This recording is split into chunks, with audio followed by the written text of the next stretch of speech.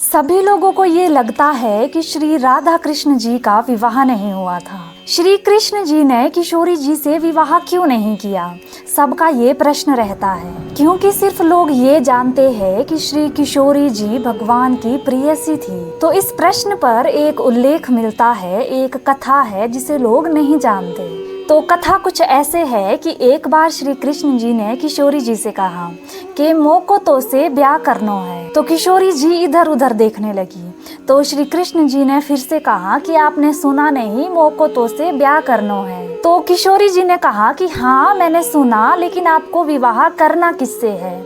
मैं उस दूसरे इंसान को ढूंढ रही हूँ जिससे आपको विवाह करना है। तो श्री कृष्ण जी ने कहा कि मुझे आपसे विवाह करना है। तो किशोरी जी ने कहा कि हम दो कब से हो गए, हम तो एक है। हम दो कब से हो गए जो आपको हमसे विवाह करना पड़े? तो भगवान श्री कृष्ण ने कहा कि स्वामिनी जी, मैं जानता हूँ कि हम दोनों एक है, लेकिन मुझे इस लीला में आपसे विवाह करना है। तो किशोरी जी ने कहा कि ठीक है, आपकी प्रसन्नता ही तो मेरी प्रसन्नता है, आप जो चाहे मैं करने को तैयार हूँ। तो श्री राधा कृष्ण ने विवाह किया।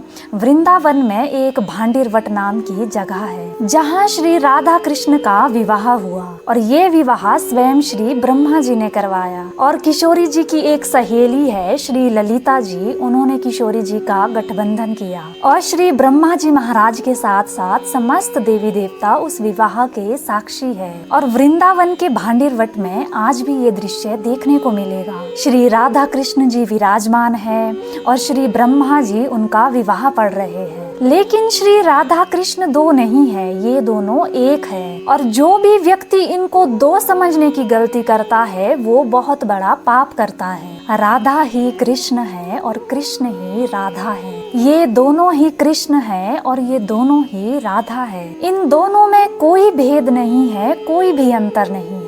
लेकिन फिर भी ठाकुर जी ने इस लीला में अपनी प्रसन्नता के लिए श्री किशोरी जी से वृंदावन के भांडिरवट में विवाह किया है।